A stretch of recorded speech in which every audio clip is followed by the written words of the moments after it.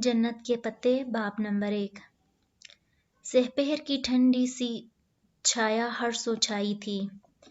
वो पर्स कंधे से लटकाए बारीक हील से चलती पोर्च में खड़ी अपनी कार की तरफ आई। जो थी तो उसके भाई रोहेल की, मगर उसके पढ़ाई की गर्ज से अमेरिका चले जाने के बाद हया की मलकियत थी। उसने चाबी लॉक में घुमाई ही थी कि गेट के उस पार से ज़ारा आती दिखाई दी। वो दरवाज़ा खोलकर मुस्कुराती हुई सीधी हुई। हया, मुझे तो कोई मेल नहीं आई। ज़ारा ने आध खुले गेट को धकेल कर अंदर कदम रखा। उसके चेहरे पे उदासी थी। वो दरमियानी शक्ल सूरत की स्टाइलिश सी लड़की और हया की हम उम्र थी। कोई बात नहीं, 1-2 दिन में आ जाएगी, तुम फिक्र ना करो। हमने साथ ही अप्लाई किया था।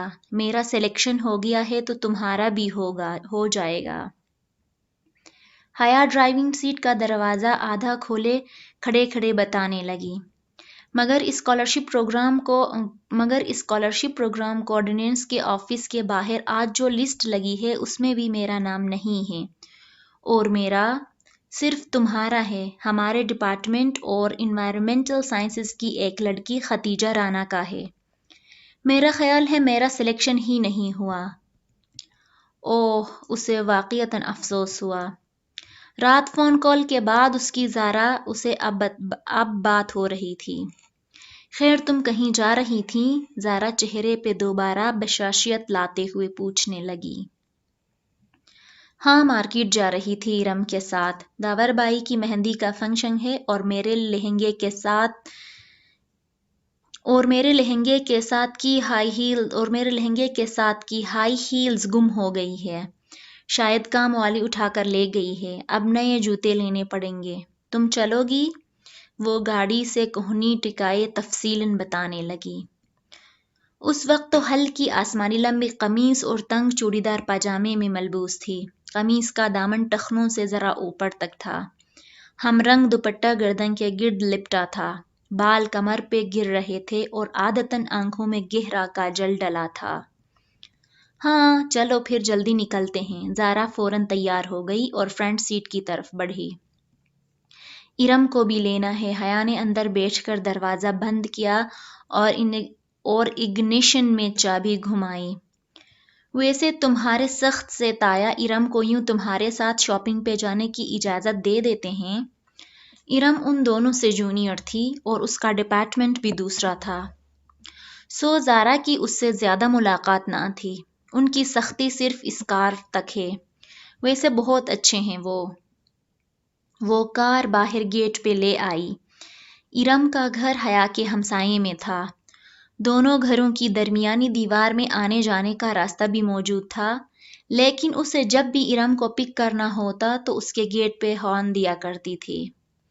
अब भी जोर का हॉर्न दिया तो चंद ही लम्हे बाद इरम बाहर निकल आई। कासनी लंबी कमीज और ट्राउजर्स में मलबूस, हमरंग दुपट्टा फैलाकर सामने लिए, चेहरे के गिर्द मैचिंग कासनी स्कार्फ लिपेटे और वो तकरीबन भागती हुई पिछली सीट के दरवाजे तक आई थी। हेलो हया, हेलो ज़ारा। बेतकल्लुफ़ी से चहकते हुए उसने अंदर बैठकर दरवाज़ा बंद किया। हया के साथ आउटिंग के प्रोग्राम उसे यूं ही खुश किया करते थे। कैसी हो इरम? तुमसे तो मुलाकात ही नहीं हो पाती। ज़ारा ने तुर्शी होकर रुख पीछे को किया। आपका डिपार्टमेंट दूर पड़ता है ना, तब ही। और हाँ, हया बता रही थी आप लोगों का तुर्की का सिलेक्शन आ गया है। मैं सेलेक्ट नहीं हुई, हया हो गई है। खैर, इसमें कोई बेहतरी होगी। तुमने नहीं अप्लाई किया था? अब्बा इजाज़त देते तब ना। वो उदास हो गई। वैसे पेरेंट्स को इतना सख्त नहीं होना चाहिए, ज़ारा ने कहा। हया ने तादीबी नज़रों से उसे घूरा कि कहीं पहले से एहसास कमतरी में मुब्तला इरम मज़ीद उदास ना हो जाए। मगर ज़ारा गर्दन मोड़े पीछे देख रही थी और इरम हस्बे तवक्का उदास हो गई थी। अब्बा भी पता नहीं किस पे चले गए। इतनी गर्मी में स्कार्फ लेना आसान होता है क्या? اور پھر کل مہندی کے لہنگے کی بھی آدھی آستین نہیں بنانے دی مجھے۔ حیا کی بھی تو آدھی آستینیں ہیں، اتنی اچھی لگتی ہیں، مگر ابا ذرا بھی سلیمان چاچا کی طرح نہیں ہیں۔ ارم تمہیں آج کیا لینا ہے؟ میں نے تو جوتے لینے ہیں، اس نے خوف چھپاتے ہوئے بات کا رخ بدلا۔ ارم کا ہر وقت کا شکایتی رویہ اسے بے حد برا لگتا تھا۔ چوڑیاں لینی ہیں مگر لہنگے کے بلاؤز کی فل سلیوز کے ساتھ چوڑیاں اچھی بھی نہیں لگیں گی۔ وہ منہ بسورے پھر سے شروع ہو گئی تو حیا نے سر جھٹک کر سی ڈی پلیئر آن کر دیا۔ عاطف اسلم کا گیت بلند آواز سے گونجنے لگا تو ارم کو خاموش ہونا پڑا۔ جناح سپر مارکیٹ پہنچ کر ارم تو چوڑیاں ڈھونڈنے لگی نکل گئیں، جبکہ وہ دونوں میٹرو شوز پہ آ گئیں۔ یہ گولڈن والا جو تیسرے نمبر پہ رکھا ہے، یہ دکھائیں۔ بہت دیر بعد ایک اونچی ہیل اس کی نظر میں جچی تھی۔ یہ والا میم، سیلز مین نے پورا جوڑا نکال کر اس کے سامنے رکھا۔ وہ زمین پہ پنجوں کے بل بیٹھا تھا، جبکہ حیا اور زارا سامنے کاؤچ پہ بیٹھی تھیں۔ پہنا دوں میم؟ بہت مؤدب اور شائستہ انداز میں پوچھتے ہوئے سیلز مین نے ہاتھوں میں پکڑا جوتا اس کے پاؤں کے قریب کیا، جو خوبصورت ہیلز میں مقید تھے۔ میرے ہاتھ نہیں ٹوٹے ہوئے، میں خود پہن سکتی ہوں۔ جی شیور، یہ لیجئے۔ سیلز مین نے مسکرا کر جوتا اس کی طرف بڑھایا۔ اس نے اسے یوں پکڑ رکھا تھا کہ اسے تھامتے ہوئے حیا کی انگلیاں لازماً اس کے ہاتھ سے مس ہوتیں۔ سامنے رکھ دو، میں اٹھا دوں گی۔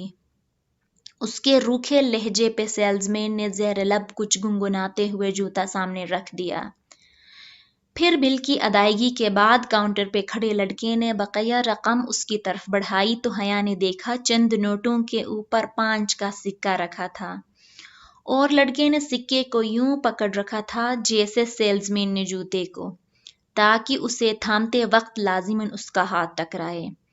شکریہ۔ حیا نے نوٹ کنارے سے پکڑ کر کھینچے، سکہ لڑکے کے ہاتھ میں رہ گیا۔ میم، آپ کا سکہ۔ لڑکے نے فاتحانہ انداز میں سکہ اس کی جانب بڑھایا کہ اب تو لازمی پکڑے گی، اور یہ سامنے رکھے صدقے کے باکس میں ڈال دو۔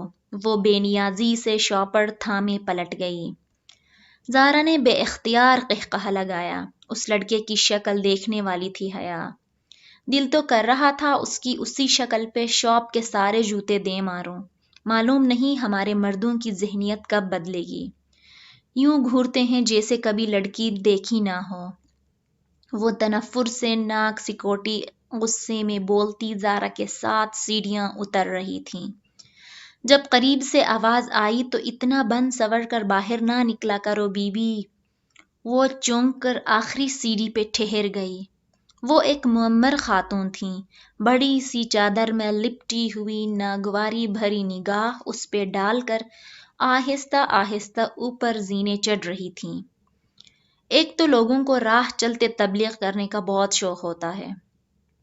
وہ اور بھی بہت کچھ کہتی مگر زارا اس کو کوہنی سے تھامے وہاں سے لے آئی۔ تب ہی ارم سامنے سے آتی دکھائی دی۔ اس کا سینے پہ پھیلا دوپٹہ اب سمٹ کر گردن تک آ گیا تھا۔ اس نے کچھ خاص شاپنگ نہیں کی تھی، شاید وہ صرف ان کے ساتھ آؤٹنگ پہ آئی تھی۔ میٹرو سے وہ اسکوپ چلی آئیں کہ کچھ ہلکا پھلکا کھا لیں۔ رات کی دعوت تو تایا فرقان کی طرف تھی، جو وہ بیٹے کی شادی کے لیے جمع ہوئے خاندان والوں کے لیے دے رہے تھے۔ میرے لیے پائنیپل سلیش منگوا دینا۔ میں ذرا بیکری سے کچھ لے لوں۔ ارم جھٹ باہر کو لپکی۔ حیا نے گہری سانس لیتے ہوئے اپنی جانب کا شیشہ نیچے کیا۔ سرد ہوا کا تھپیڑا تیزی سے اندر آیا تھا، مگر اتنی سردی میں سلیش پینے کا اپنا مزہ تھا۔ وہ پارکنگ لاٹ میں موجود تھیں اور ٹھنڈی ہوا نے ساری جگہ کو گھیر رکھا تھا۔ مغرب گہری ہو چکی تھی اور ہر طرف اندھیرا سا تھا۔ ارم خاصی کمپلیکیٹڈ لگتی ہے، نہیں؟ ارم دور ہو گئی تو زارا اس کی طرف گھومی۔ اور تم اس کے انہی کمپلیکیشنز کو ہوا دے رہی تھیں۔ وہ الٹا اسی پہ خفا ہوئی۔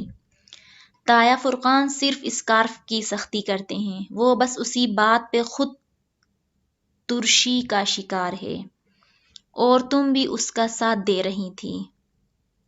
میں نے سوچا کہ بیچاری نہیں ہے وہ بیچاری، اب اس کو بھی یہی سمجھانا کہ خواہ مخواہ کی خود ترشی سے نکل آئے۔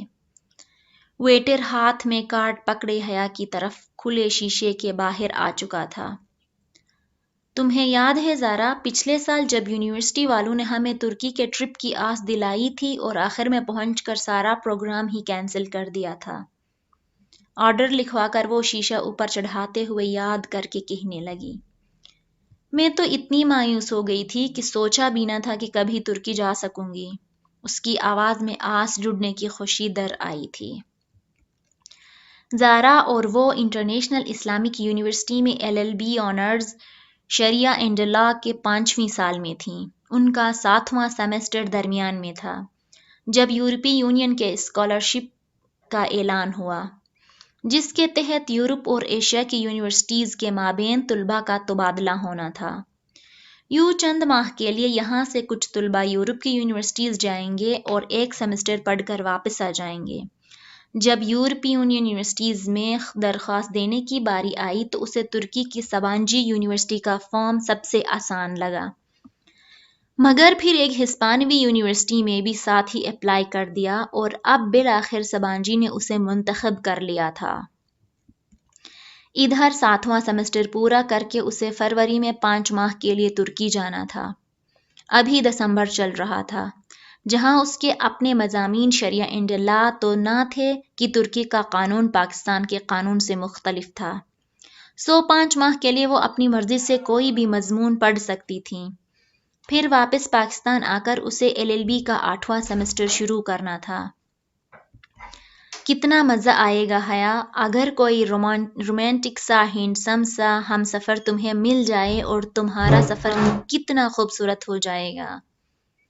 ہم سفر کوئی نہیں ملنے والا، کیونکہ پاکستان سے سبانجی صرف ہم 2 لڑکیاں ہی جا رہی ہیں، اور پھر ہم ٹھہرے آل وومن یونیورسٹی میں پڑھنے والے۔ وہ ختیجہ رانا جو تمہارے ساتھ جا رہی ہے، اس سے کوئی بات ہوئی؟ ویٹر نے شیشہ بجایا تو حیا چونکی، پھر شیشہ نیچے کرنے لگی۔ نہیں، ختیجہ رانا کو تو میں جانتی بھی نہیں ہوں، معلوم نہیں کون ہے۔ اس نے سلیش کے گلاس پکڑے، زارا کو اسے تھمایا اور ارم کا ڈش بورڈ پہ رکھا، پھر اپنا گلاس لبوں سے لگایا۔ ٹھنڈا سا سلیش اندر تک اترتا گیا۔ بے دھیانی میں وہ شیشہ بند کرنا کب بھولی اسے علم نہ ہو سکا۔ دفتن زارا کا موبائل بجا۔ زارا نے سپ لیتے ہوئے موبائل کان سے لگایا۔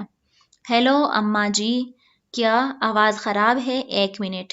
زارا کے فون پہ غالباً سگنل ٹھیک نہیں آ رہے تھے۔ وہ سلیش کا گلاس ہاتھ میں پکڑے دروازہ کھول کر باہر چلی گئی۔ حیا اپنے گلاس سے چھوٹے چھوٹے سپ لیتے زارا کو ونڈ اسکرین کے پار سے دیکھتی رہی۔ اب وہ دور ایک درخت کے ساتھ کھڑی فون پہ بات کر رہی تھی۔ ہیلو مائی لیڈی، کوئی ایک دم سے اس کے بہت قریب آ کر بولا۔ وہ ڈر کر اچھلی، ذرا سا جوس کپڑوں پہ چھلک گیا۔ کھلی کھڑکی پہ ایک عورت مسکراتے ہوئے جھکی ہوئی تھی، میک اپ سے اٹا چہرہ، چمکتا ہوا آئی شیڈو، بھڑکتی ہوئی سرخی، بالوں کا جوڑا، چمچم کرتے کپڑے۔ وہ عورت نہیں تھی، بلکہ وہ مرد بھی نہیں تھا۔ کیسے ہو جی؟ وہ اس کی کھڑکی پہ پورا جھکا کھڑا تھا۔ گلاس اس کے ہاتھ میں کانپا۔ بے اختیار اس نے شیشہ اوپر چڑھانا چاہا، مگر اس کے ہاتھ درمیان میں تھے۔ ڈرو نہیں باجی جی، میں آپ کی دوست ہوں، ڈولی کہتے ہیں مجھے۔ ہٹو جاؤ، وہ گھبرا گئی۔ خواجہ سرا کے وجود سے سستے پرفیوم کی تیز خوشبو اٹھ رہی تھی، اسے کراہیت سی آئی۔ ذرا بات تو سنو، اس نے اپنا چہرہ مزید جھکایا اور اس سے پہلے کہ وہ آگے بڑھتا، حیا نے سلیش کا بھرا ہوا گلاس اس کے منہ پہ الٹ دیا۔ ٹھنڈی ٹھار برف چہرے پہ پڑی تو وہ جھٹکے سے پیچھے ہٹا۔ اس نے پھرتی سے شیشہ اوپر چڑھا لیا۔ سنو جی، وہ مسکرا کر چہرہ صاف کرتا شیشہ بجانے لگا۔ بند شیشے کے باعث اس کی آواز ہلکی ہو گئی تھی اور اب وہ کوئی گیت گنگنانے لگا تھا۔ کپ کپاتے ہاتھوں سے اس نے اگنیشن میں چابی گھمائی اور گاڑی وہاں سے نکال لائی۔ بیکری کے داخلی دروازے کے سامنے کار لا کر اس نے پلٹ کر دیکھا۔ وہاں درختوں کے ساتھ وہ ڈولی نامی خواجہ سرا ابھی تک کھڑا تھا۔ وہ اس کے پیچھے نہیں آیا تھا اور اب گا بھی نہیں رہا تھا، بس خاموش گہری نظروں سے اسے دیکھ رہا تھا۔ اسے بے اختیار جھرجھری سی آئی۔ کہاں رہ گئیں یہ دونوں؟ اس نے جھنجھلا کر ہارن پہ ہاتھ رکھ دیا، پھر گردن موڑ کر دوبارہ دیکھا۔ وہ ابھی تک اسے ہی دیکھ رہا تھا۔